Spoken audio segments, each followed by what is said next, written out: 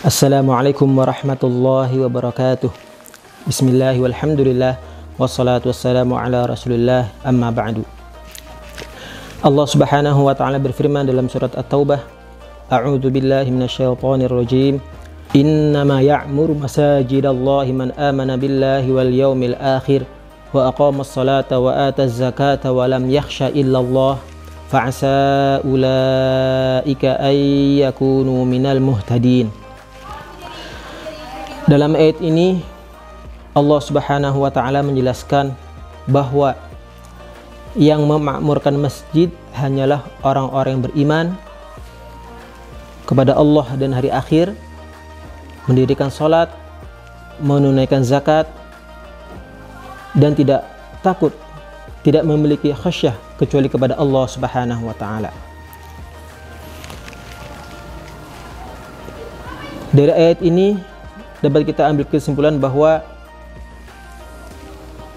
tugas untuk memakmurkan masjid adalah tugasnya orang-orang yang beriman. Dengan kata lain, yang memakmurkan masjid adalah orang-orang yang beriman.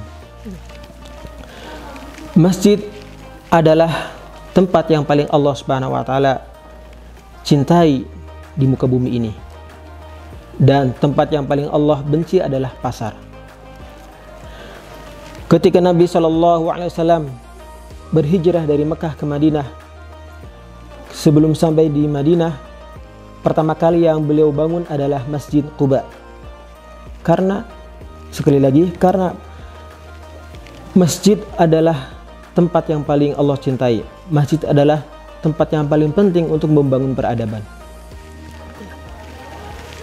Segala hal Nabi SAW kerjakan di masjid, baik itu berhubungan dengan Allah Subhanahu wa taala, yaitu beribadah, atau berhubungan dengan manusia, bermusyawarah, kemudian belajar mengajar dan lain-lain.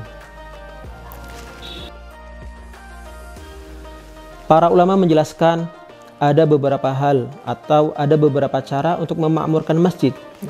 Yang pertama adalah membangun masjid.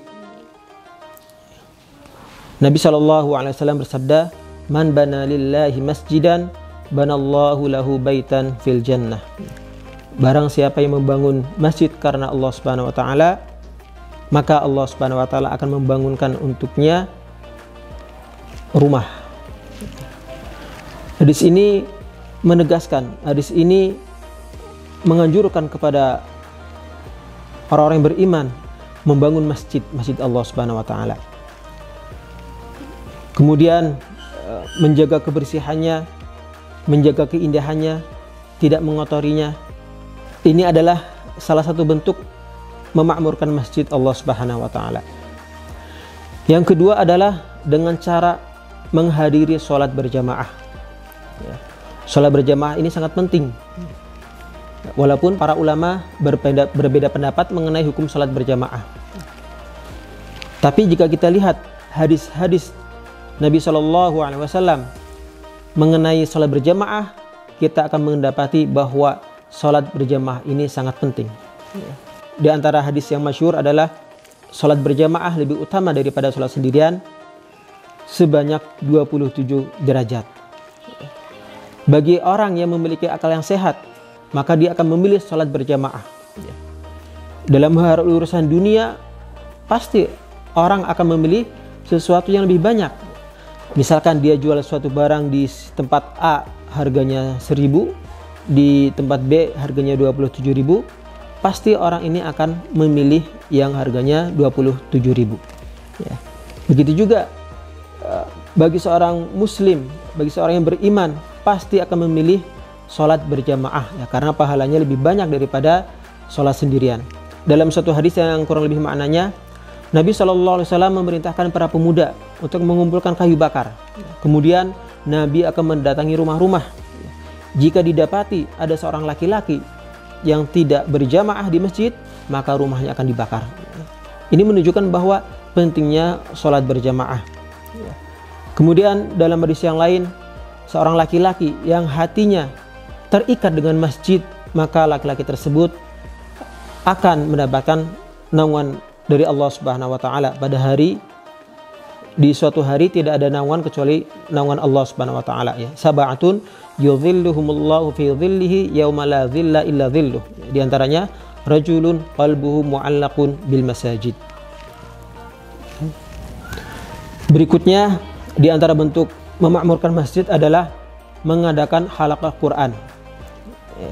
Membaca Al-Quran di masjid atau membuat halaqah-halaqah. Dalam sebuah hadis Nabi sallallahu alaihi wasallam bersabda, "Majtama'a qaumun fi baitin min buyutillah yatluna kitaballah wa yatadarasunahu bainahum illa nazzalat alaihimus sakinah wa ghasyiyatuhumur rahmah wa hafathumul malaikah wa dzakarahumullahu fi man 'indah." Kurang lebih artinya, tidaklah suatu kaum berkumpul di rumah dari rumah-rumah Allah, yaitu di masjid. Mereka membaca Al-Quran dan saling mengajarkannya di antara mereka, illa nazalat alaihimus sakinah, maka akan diturunkan sakinah, wa ghasyiyatuhumur rahmah, akan diliputi oleh rahmat. Ini adalah salah satu bentuk memakmurkan masjid, yaitu dengan tilawah Al-Quran dan mengajarkan kepada yang lain. Kemudian di antara bentuk memakmurkan masjid adalah dengan mengadakan at-ta'lim, dengan mengadakan kajian-kajian keislaman seperti di Masjid An-Nabawi atau di Masjid Al-Haram. Bahkan ulama-ulama terdahulu lahir dari kajian-kajian keislaman di masjid ini. Begitu juga di Mesir. Bagi yang kuliah di Al-Azhar, mungkin setelah mereka mendapatkan ilmu dari Al-Azhar, mereka mencari ilmu lain. Mereka mencari ilmu-ilmu yang ada di masjid. Mereka mendatangi, misalkan mereka ingin menguasai ilmu qiraat, mendatangi masjid ini, atau ingin menguasai fikih, maka mendatangi masjid ini. Ini adalah salah satu bentuk memakmurkan masjid Allah Subhanahu wa taala. Kemudian yang terakhir adalah menjadikan masjid sebagai tempat musyawarah. Ya. Nabi Shallallahu Alaihi Wasallam sudah mencontohkan ketika Nabi ingin berperang, ketika ada tawanan, Nabi Shallallahu Alaihi Wasallam melakukan musyawarah di masjid. Maka hendaknya kita ya, sebagai seorang Muslim, dan semoga kita digolongkan sebagai orang yang beriman, menjadikan masjid sebagai tempat untuk bermusyawarah, tempat untuk menyelesaikan masalah-masalah umat. Dan yang terakhir, menjadikan masjid sebagai tempat berzikir dan baca Quran. Dalam surat An-Nur, Allah Subhanahu wa taala berfirman, "Fi buyutin adzinallahu an turfa'a wa yudhkara fiha ismuhu yusabbihu lahu fiha bil ghuduwi wal asal. Rijalun la tulhihim tijaratu wa la bai'un an dzikrillah wa iqamis salati wa ita'iz zakah. Yakhafuna yawman tataqallabu fihi al-qulubu wal absar." Yang artinya, di rumah-rumah yang di sana telah diperintahkan Allah untuk memuliakan dan menyebutkan namanya, orang-orang yang tidak dilalaikan oleh perdagangan dan jual beli dari mengingat Allah, melaksanakan salat dan menunaikan zakat.